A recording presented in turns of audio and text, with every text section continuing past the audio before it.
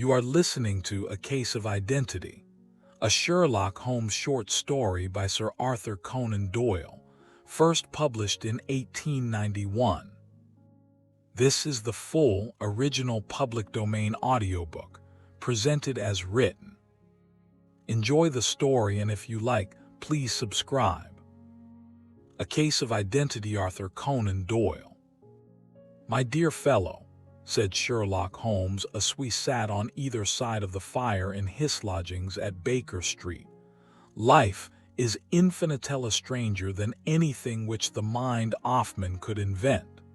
We would not dare to conceive of things which are really mere commonplaces of existence. If we could fly out of that window hand in hand, hover over this great city, gently remove roofs and peep in at the queer things which are going on, the strange coincidences, the plannings, the cross-purposes, the wonderful chains of events working through generations, and leading to the most out results, it would make all fiction with its conventionalities and foreseen conclusions most stale and unprofitable. Yet I am not convinced of it, I answered. The cases which come to light in the papers are, as a rule, bald enough and vulgar enough. We have in our police reports realism pushed to its extreme limits, and yet the result is, it must be confessed, neither fascinating nor artistic. A certain selection and discretion must be used in producing a realistic effect, remarked Holmes. This is wanting in the police report, where more stress is laid, perhaps, upon the platitudes of the magistrate than upon the details, which to an observer contain the vital essence of the whole matter. Depend upon it, there is nothing so unnatural as the commonplace. I smiled and shook my head. I can quite understand your thinking so, I said. Of course, in your position of unofficial advisor and helper to everybody who is absolutely puzzled throughout 3 continents, you are brought in contact with all that is strange and bizarre. But here, I picked up the morning paper from the Us put it to a practical test. Here is the first heading upon which I come. A husband's cruelty to his wife. There is half a column of print, but I know without reading it that it is all perfectly familiar to me. There is, of course, the other woman, the drink, the push, the blow, the bruise, the sympathetic sister or landlady. The crudest of writers could invent nothing more crude. Indeed, your example is an unfortunate one for your argument, said Holmes, taking the paper and glancing his eye down it. This is the Dundas separation case, and as it happens, I was engaged in clearing up some small points in connection with it. The husband was a teetotaler. There was no other woman, and the conduct complained of was that he had drifted into the habit of winding up every meal by taking out his false teeth and hurling them at his wife, which, you will allow, is not an action likely to occur to the imagination of the average storyteller. Take a pinch of snuff, doctor, and acknowledge that I have scored over you in your example. Held out his snuff-box of old gold, with a great amethyst in the center of the lid. Its splendor was in such contrast to his homely ways and simple life that I could not help commenting upon it. Ah, said he, I forgot that I had not seen you for some weeks. It is a little souvenir from the King of Bohemia in return for my assistance in the case of the Irene Adler papers. The ring? I asked, glancing at a remarkable brilliant which sparkled upon his finger. It was from the reigning family of Holland, though the matter in which I served them was of such delicacy that I cannot confide it even to you, who have been good enough to chronicle 1 or 2 of my little problems. Have you any on hand just now? I asked with interest. Some 10 or 12, but none which present any feature of interest. They are important, you understand, without being interesting. Indeed, I have found that it is usually in unimportant matters that there is a field for the observation, and for the quick analysis of cause and effect which gives the charm to an investigation. The larger crimes are apt to be the simpler, for the bigger the crime the more obvious, as a rule, is the motive. In these cases, save for one rather intricate matter which has been referred to me from Marseille, there is nothing which presents any features of interest. It is possible, however, that I may have something better before very many minutes are over, for this ison of my client's, or I am much mistaken. He had risen from his chair and was standing between the parted blinds, gazing down into the dull neutral-tinted London street. Looking over his shoulder, I saw that on the pavement opposite there stood a large woman with a heavy fur boa round her neck, and a large curling red feather in a broad-brimmed hat which was tilted in a coquettish Duchess of Devonshire fashion over her ear. From under this great panoply she peeped up in a nervous, hesitating fashion at our windows, while her body oscillated backward and forward, and her fingers fidgeted with her glove buttons. Suddenly, with a plunge as of the swimmer who leaves the bank, she hurried across Thorough, and we heard the sharp clang of the bell. "I have seen those symptoms before," said Holmes, throwing his cigarette into the fire. "Oscillation upon the pavement always means an affaire de cœur. She would like advice, but is not sure that the matter is one not too delicate for communication, and yet even her we may discriminate. When a woman has been seriously wronged by a man she no longer oscillates, and the usual symptom is a broken bell wire. Hero may take it that there is a love matter, but that Themedon is not so much angry as perplexed or grieved, but here she comes in person to resolve our doubts." He spoke. There was a tap at the door, and Thebo in buttons entered to announce Miss Mary Sutherland, while the lady herself loomed behind his small black figure like a full-sailed merchantman behind a tiny pilot boat. Sherlock Holmes welcomed her with the easy courtesy for which he was remarkable, and having closed the door and bowed her into an armchair, he looked her over in the minute and yet abstracted fashion which was peculiar to him. "Do you not find," he said, "that with your short sight it is a little trying to do so much typewriting?" "I did at first," she answered, "but now I know where the letters are without looking." Then, suddenly realizing the full purport of his words, she gave a violent start and looked up with fear and astonishment upon her broad, good-humored face. "You've heard about me, Mr. Holmes," she cried, "else how could you know all that?" "Never mind," said Holmes, laughing. "It is my business to know things. Perhaps I have trained myself to see what others overlook. If not, why should you come to consult me?" "I came to you, sir, because I heard of you from Mrs. Ethered, whose husband you found so easy when the police and everyone had given him up for dead. Oh, Mr. Holmes, I wish you would do as much for me. I'm not rich, but still I have 100 a year in my own right, besides the little that I make by the machine, and I would give it all to know what has become of Mr. Hosmer Angel." "Why did you come away to consult me in such a hurry?" asked Sherlock Holmes, with his fingertips together and his eyes to the ceiling. Again, a startled look came over the somewhat vacuous face of Miss Mary Sutherland. "Yes, I did bang out of the house," she said, "for it made me angry see the easy way in which Mr. Windibank, Thaddeus, my father, took it all. He would not go to the police, and he would not go to you, and so at last Ash would do nothing and kept on saying that there was no harm done. It made me mad, and I just on with my things and came right away to you." "Your father," said Holmes. "Your stepfather surely, since the name is different." "Yes, my stepfather. I call him father, though it sounds funny too, for he is only 5 years and 2 months older than myself." "Your mother is alive?" "Oh yes, mother is alive and well.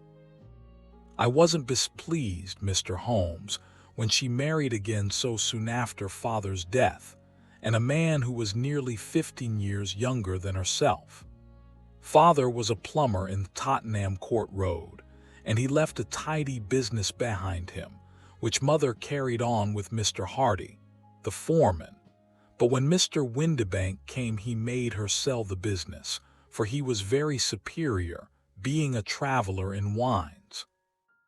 They got £4,700 for the goodwill and interest, which wasn't near as much as Father could have got if he had been alive. I had expected to see Sherlock Holmes impatient under this rambling and inconsequential narrative, but on the contrary, he had listened with the greatest concentration of attention. "Your own little income," he asked. "Does it come out of the business?" "Oh no, sir. It is quite separate and was left maybe my uncle in Auckland. It is in New Zealand stock, paying 41.2%. £2,500 was the amount, but I can only touch the interest." "You interest me extremely," said Holmes. "And since you draw so large a sum as 100 a year, with what you earn into the bargain, you no doubt travel a little and indulge yourself in every way. I believe that a single lady can get on very nicely upon an income of about £60. I could do with much less than that, Mr. Holmes, but you understand that as long as I live at home I don't wish to be a burden to them, and so they have the use of the money just while I am staying with them. Of course, that is only just for the time. Mr. Windibank draws my interest every quarter and pays it over to Mother, and I find that I can do pretty well with what I earn at typewriting. It brings metwopence a sheet, and I can often do from 15 to 20 sheets in a day." "You have made your position very clear to me," said Holmes. "This is my friend, Dr. Watson, before whom you can speak as freely as before myself. Kindly tell us now all about your connection with Mr. Hosmer Angel." A flush stole over Miss Sutherland's face, and she picked nervously at the fringe of her jacket. "I met them first at the gasfitters' ball," she said. "They used to send Father tickets when he was alive, and then too. Afterwards they remembered us and sent them to Mother. Mr. Windibank did not wish us to go. He never did wish us to go anywhere. He would get quite mad if I wanted so much as to join a Sunday school treat. But this time I was set on going, and I would go, for what right had he to prevent? He said the folk were not fit for us to know when all Father's friends were to be there. And he said that I had nothing fit to wear, when I had my purple plush that I had never so much as taken out of the drawer. At last, when nothing else would do, he went off to France upon the business of the firm, but we went, Mother and I, with Mr. Hardy, who used to be our foreman, and it was there I met Mr. Hosmer Angel." "I suppose," said Holmes, "that when Mr. Windibank came back from France he was very annoyed at your having gone to the ball." "Oh well, he was very good about it.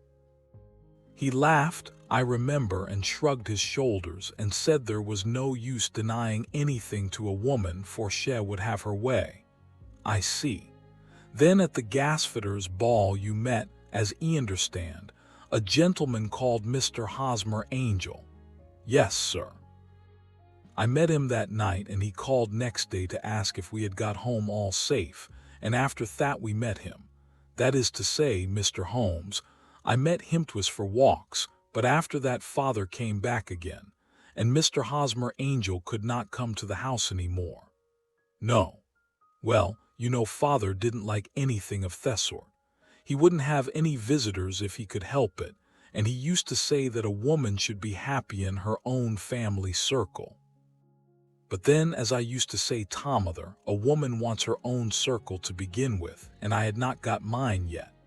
How about Mr. Hosmer Angel? Did he make no attempt to see you?" "Well, Father was going off to France again in a week, and Hosmer wrote and said that it would be safer and better not to see each other until he had gone. We could write in the meantime, and he used to write every day. I took the letters in the morning, so there was no need for Father to know." "You engaged to the gentleman at this time?" Oh yes, Mr. Holmes. We were engaged after the first walk that we took. Hosmer Mr. Angel was a cashier in an office in Leadenhall Street. And what office? That's the worst of it, Mr. Holmes, I don't know. Did he live then? He slept on the premises. You don't know his address? No, except that it was Leadenhall Street. Did you address your letters, then, to the Leadenhall Street post office to be left tilcled for? He said that if they were sent to the office would be chaffed by all the other clerks about having letters from a lady, so I offered to typewrite them, like he did his, but he wouldn't have that, for he said that when I wrote them they seemed to come from, but when they were typewritten, he always felt that the machine had come between us. That will just show you how fond he was of me, Mr. Holmes, and the little things that he would think of. It was most suggestive, said Holmes. It has long been an axiom of mine that the little things are infinitely the most important. Can you remember any other little things about Mr. Hosmer Angel? He was a very shy man, Mr. Holmes. He would rather walk with me in the evening than in the daylight, for he said that he hated to be conspicuous. Very retiring and gentlemanly he was. Even his voice was gentle. He had the quinsy and swollen glands when was young, he told me, and it had left him with awk throat and a hesitating, whispering fashion of speech. He was always well dressed, very neat and plain, but his eyes were weak, just as mine are, and he wore tinted glasses against the glare. Well, and what happened when Mr. Windibank, your stepfather, returned to France? Mr. Hosmer Angel came to the house again and proposed that we should marry before father came back. He was in dreadful earnest and made me swear, with my hands on the testament, that whatever happened I would always be true to him. Mother said he was quite right to make me swear, and that it was a sign of his passion. Mother was all in his favor from the first, and was even fonder of him than I was. Then, when they talked of marrying within the week, I began to ask about father, but they both said never to mind about father, but just to tell him afterwards, and mother said she would make it all right with him. I didn't quite like that, Mr. Holmes. It seemed funny that I should ask his leave, as he was only a few years older than me, but I didn't want to do anything on sly, so I wrote to father at Bordeaux, where the company has its French offices, but the letter came back to me on the very morning of the wedding. It missed him then. 3. Yes, sir, for he had started to England just before it arrived. That was unfortunate. Your wedding was arranged then for the Friday. Was it to be in church? Yes, sir, but very quietly. It was to be at St. Saviour, near King's Cross, and we were to have breakfast afterwards at the St. Pancras Hotel. Hosmer came for us in a hansom, but as there were two offices he put us both into it and stepped himself into a four-wheeler, which happened to be the only other cab in the street. We got to the church first, and when the four-wheeler drove up we waited for him to step out, but he never did, and when the cabman got down from the box and looked there was no one there. The cabman said that he could not imagine what had become of him, for he had seen him get in with his own eyes. That was last Friday, Mr. Holmes, and I have never seen or heard anything since then to throw any light upon what became of him. It seems to me that you have been very shamefully treated, said Holmes. Oh no, sir, he was too good and kind to leave him so. Why, all the morning he was saying to me that, whatever happened, I was to be true, and that even if something quite unforeseen occurred to separate us, I was always to remember that I was pledged to him, and that he would claim his pledge sooner or later. It seemed strange talk for a wedding morning, but what has happened since gives a meaning to it. Most certainly it does. Your own opinion is then that some unforeseen catastrophe has occurred to him. Yes, sir. I believe that he foresaw some danger, or else he would not have talked so, and then I think that what he foresaw happened. but you have no notion as to what it could have been. None. One more question. How did your mother taketh matter?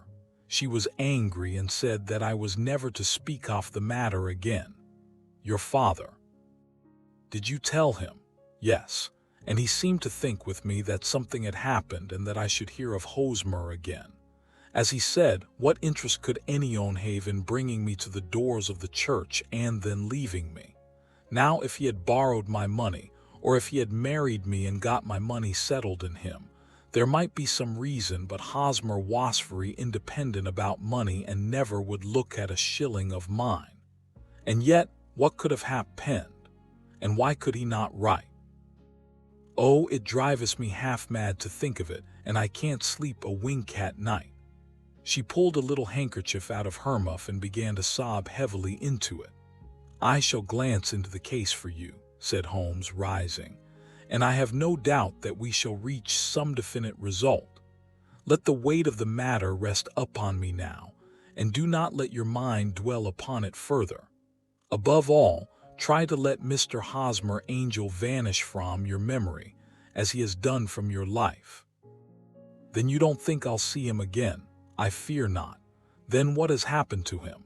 You will leave that question in my hands, issued like an accurate description of him and any letters of his which you can spare. I advertised for him in last Saturday's Chronicle, said she. Here is the slip, and here are 4 letters from him. You and your address? No, 31 Lyon Place, Camberwell. Mr. Angel's address you never had, I understand. Where is your father's place of business? He travels for Westhouse and Marbank, the great claret importers of Fenchurch Street. You have made your statement very clearly. You will leave the papers here. And remember the advice which I have given you. Let the whole incident be a sealed book, and do not allow it to affect your life. You are very kind, Mr. Holmes, but I cannot do that. I shall be true to Hosmer. He shall find me ready when he comes back. For all the preposterous hat and the vacuous face, there was something noble in the simple faith of our visitor which compelled our respect. She laid her little bundle of papers upon the table and went her way, with a promise to come again whenever she might be summoned. Sherlock Holmes sat silent for a few minutes, with his fingertips still pressed together, his legs stretched out in front of him, and his gaze directed upward to the ceiling. Then he took down from the rack the old and oily clay pipe, which was to him as a counselor, and having lit it, he leaned back in his chair, with thick blue cloud wreaths spinning up from him, and a look of infinite languor in his face. At an interesting study, that maiden, he observed. I found her more interesting than her little problem, which, by the way, is rather a trite one. You will find parallel cases if you consult my index in Andover in '77, and there was something of the sort at The Hague last year. Old as is the idea, however, there were 1 or 2 details which were new to me, but the maiden herself was most instructive. You appeared to read a good deal upon her, which was quite invisible to me, I remarked. Not invisible, but unnoticed, Watson. You did not know where to look, and so you missed all that was important. I can never bring you to realize the importance of sleeves, the suggestiveness of thumbnails, or the great issues that may hang from a bootlace. Now, what did you gather from that woman's appearance? Describe it. Well, she had a slate-colored, broad-brimmed straw hat with a feather of a brickish red. Her jacket was black with black beads sewn upon it and a fringy of little black jet ornaments. Her dress was brown, rather darker than coffee color, with a little purple-plush at the neck and sleeves. Her gloves were grayish and were worn through at the right forefinger. Her boots I didn't observe. She had small, round, hanging gold earrings and a general air of being fairly well-to-do in a vulgar, comfortable, easy-going way. Sherlock Holmes clapped his hands softly together and chuckled. "'Pon my word, Watson, you are coming along wonderfully. You have really done very well indeed. It is true that you have missed everything of importance, but you have hit upon the method, and you have a quick eye for color. Never trust to general impressions, my boy, but concentrate yourself up in details. My first glance is always at a woman's sleeve. In a man, it is perhaps better first to take the knee off the trouser. As you observe, this woman had plush upon her sleeves, which is a most useful material for showing traces. The double line a little above theorist, where the typewriter presses against the table, was beautifully defined. The sewing machine of Thehan type leaves a similar mark, but only on the left arm and on the side of it farthest from the thumb, instead of being right across the broadest part, as thighs was. I then glanced at her face, and observing the dint of a pince-nez at either side of her nose, I ventured a remark upon short sight in typewriting, which seemed to surprise her. It surprised me. But surely it was obvious. I was then much surprised and interested on glancing down to observe it that, though the boots which she was wearing were not unlike each other, they were really odd ones, Theane having a slightly decorated toe cap and the other a plain one. One was buttoned only in the 2 lower buttons out of 5, and the other at the 1st, 3rd, and 5th. Now, when you see that a young lady, otherwise neatly dressed, has come away from home with odd boots, half-buttoned, it is no great deduction task that she came away in a hurry. What else? I asked, keenly interested as I always was by my friend's incisive reasoning. I noted in passing that she had written a note before leaving home, but after being fully dressed. You observed that her right glove was torn at the forefinger, but you did not apparently see that both glove and finger were stained with violet ink. She had written in a hurry and dipped her pen too deep. It must have been this morning, or the mark would not remain clear upon the finger. All this is amazing, though rather elementary, but I must go back to business, Watson. Would you mind reading me the advertised description of Mr. Hosmer Angel? I held the little printed slip to the light. Missing, it said, on the morning off 14th, a gentleman named Hosmer Angel, about 5 ft. 7 in height, strongly built, sallow complexion, black hair, a little bald in the centre, bushy black side whiskers and moustache, tinted glasses, slight infirmity off speech, was dressed when last seen in black frock coat faced with silk black waistcoat, gold Albert chain and gray Harris tweed trousers with brown gaiters over elastic-sided boots. Known to have been employed in an office in Leadenhall Street. Anybody bringing. That will do, said Holmes. As to the letters, he continued, glancing over them, they are very commonplace. Absolutely no clue in them to Mr. Angel save that he quotes Balzac once. There is one remarkable point, however, which will no doubt strike you. They are typewritten, I remarked. Not only that, but the signature is typewritten. Look at the neat little Hosmer Angel at the bottom. There is a date, you see, but no superscription except Leadenhall Street, which is rather vague. The point 5. About the signature is very suggestive. In fact, we may call it conclusive. Of what, my dear fellow, is it possible you do not see how strongly it bears upon the case?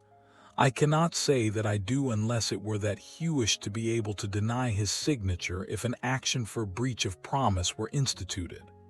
No, that was not the point. However, I shall write letters which should settle the matter. One is to a firm in the city, the other is to the young lady's stepfather, Mr. Windibank, asking him whether he could meet us here at 6 o'clock tomorrow evening. It is just as well that we should do business with female relatives.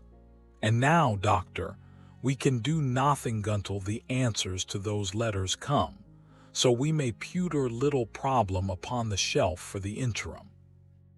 I had had so many reasons to believe in my friend's subtle powers of reasoning and extraordinary energy. in action that I felt that he must have some solid grounds for the assured and easy demeanor with which he treated the singular mystery which he had been called upon to fathom. Once only had it on him to fail, in the case of the King of Bohemia and of the Irene Adler photograph. But when I looked back to the weird business of the sign of 4, and the extraordinary circumstances connected with the study in scarlet, I felt that it would be a strange tangling deed which he could not unravel.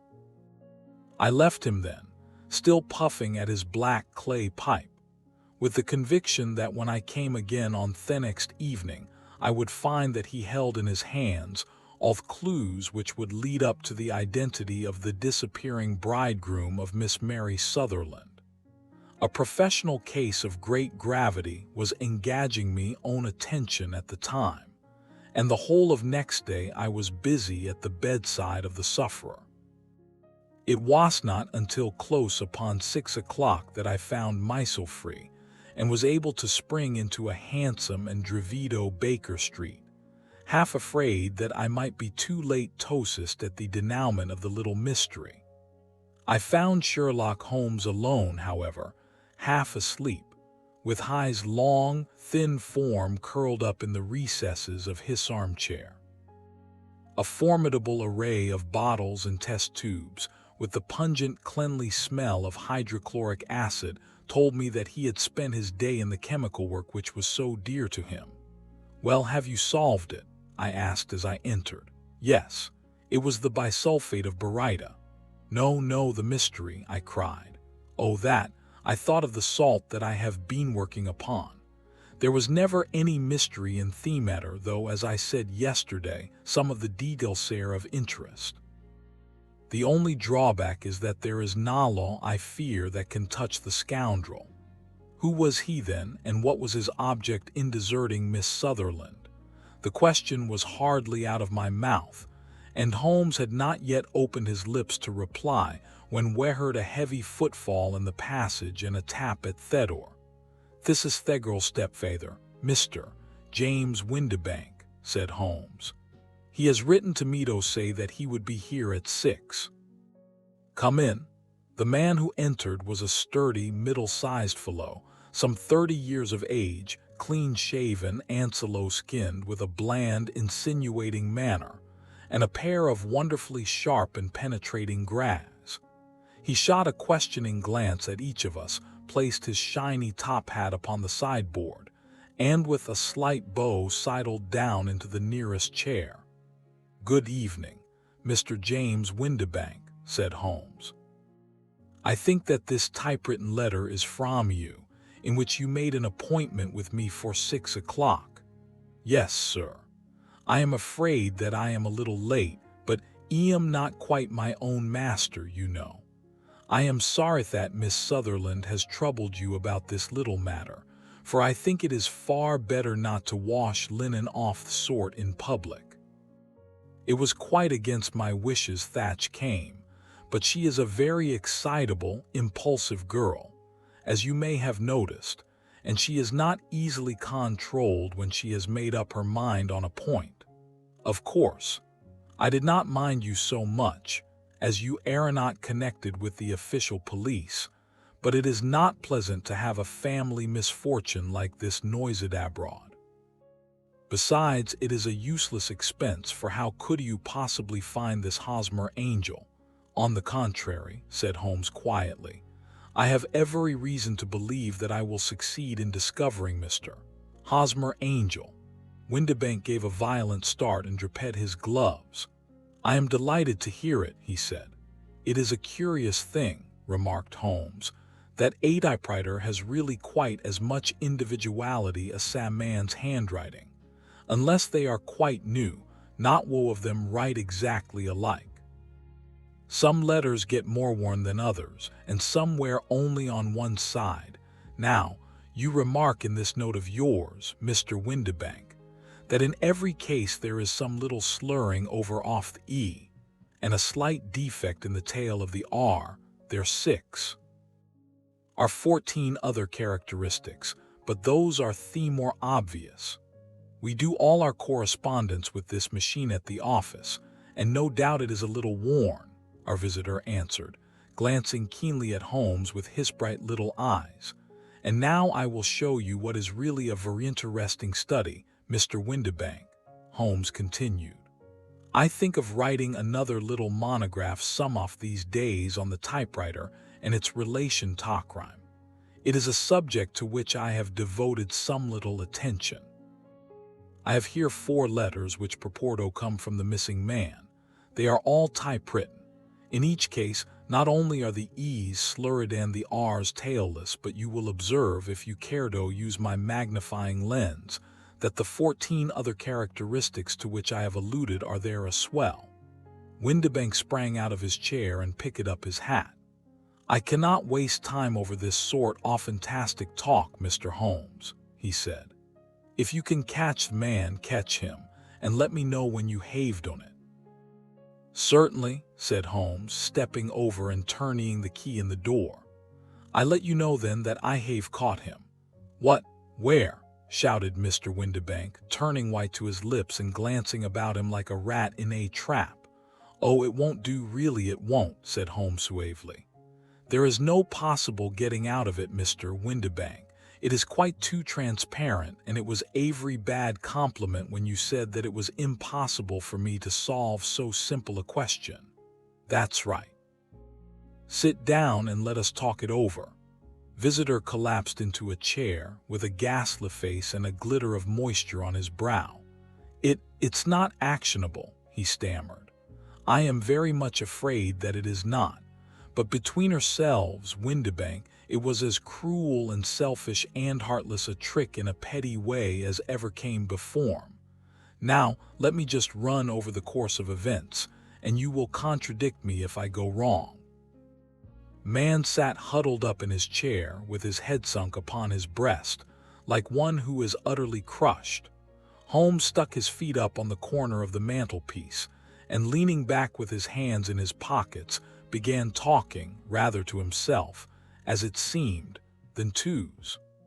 "The man married a woman very much older than himself for her money," said he, "and he enjoyed the use of the money of the daughter as long as she lived with them.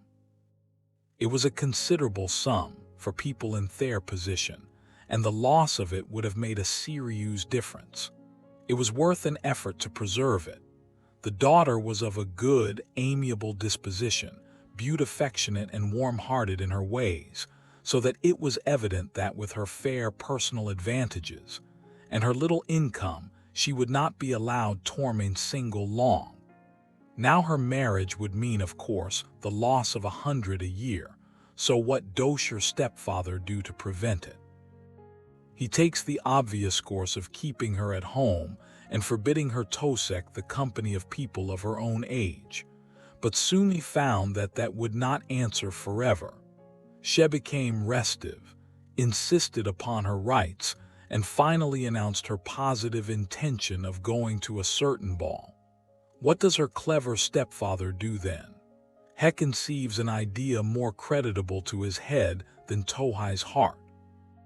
With the connivance and assistance of his wife, he disguised himself, covered those keen eyes with tinted glasses, masked the face with a moustache and a pair of bushy whiskers, sunk that clear voice into an insinuating whisper, and doubly secure on account of the girl's short sight, he appears as Mr.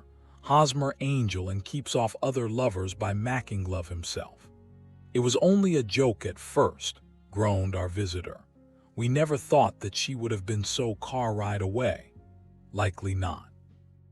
However that may be, the young lady was very decidedly carried away, and having quite made up her mind that her stepfather was in France, the suspicion of treachery never for an instant entered her mind.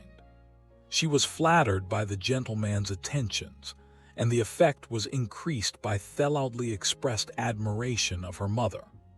Then Mr. Angel began to call, for it was obvious that the matter should be pushed as far as it would go if a real effect were to be produced. There were meetings and an engagement, which would finally secure the girl's affections from turning towards anyone else. But the deception could not be kept up forever. These pretended journeys to France were rather cumbrous.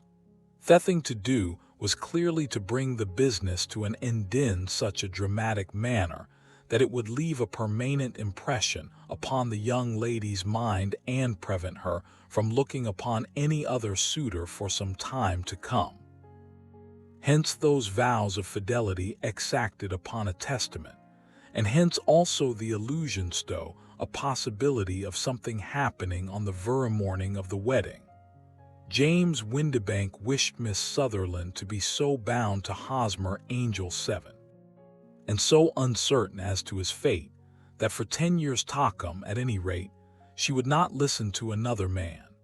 As far as the church door he brought her, and then, as he could go no farther, he conveniently vanished away by the old trick of stepping in at one door of a four-wheeler and out at the other. I think that vast chain of events, Mr. Windibank.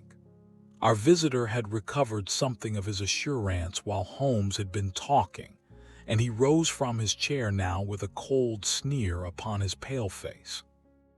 "It may be so, or it may not, Mr. Holmes," said he. "But if you are so very sharp, you ought to be sharp enough to know that it is you who are breaking the law now and not me.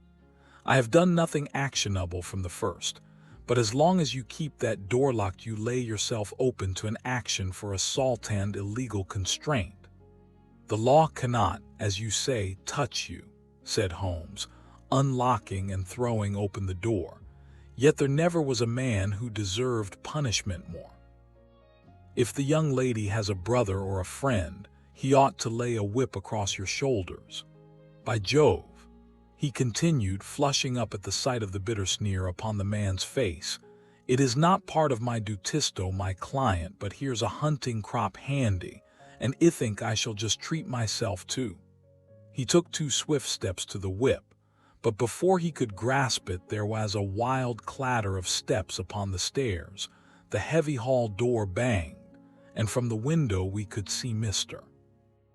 James Windibank running at the top of his speed on the road. "There's a cold-blooded scoundrel," said Holmes, laughing, as he threw himself down into his chair once more. "That fellow will rise from crime to crime until he does something very bad and ends on a gallows. The case has, in some respects, been not entirely void of interest. I cannot now entirely see all the steps of your reasoning," I remarked. "Well, of course it was obvious from the first that Mr. Hosmer Angel must have some strong object for his curious conduct, and it was equally clear that only man who really profited by the incident, as far as we could see, was the stepfather. Then the fact that the 2 men were never together, but that Theonet always appeared when the other was away, was suggestive. So were the tinted spectacles and the curieuse voice, which both hinted at a disguise, as did the bushy whiskers.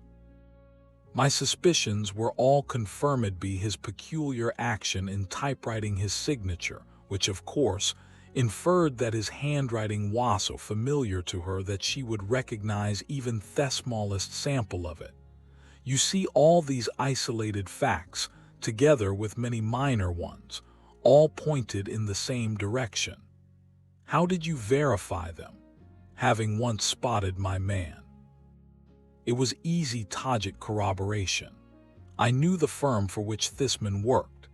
Having taken the printed description, I eliminated everything from it which could be their salt of a disguise, the whiskers, the glasses, the voice, and I sent it to the firm, with a request that they would inform me whether it answered to the description of any of their travelers. I had already noticed the peculiarities of the typewriter, and I wrote the man himself at his business address asking him if he would come here. As I expected, his reply was typewritten and revealed the same trivial but characteristic defects. The same post brought me a letter from Westhouse and Marbank of Fenchurch Street, to say that the description tallied in every respect with that of their employee, James Windibank. Voil a tout, and Miss Sutherland, if I tell her she will not believe me. You may remember the old Persian saying, "There is danger for him who taketh the tiger cub, and danger also for whoso snatches a delusion from a woman." There is as much sense in Hafiz as in Horace, and as much knowledge of the world. 8.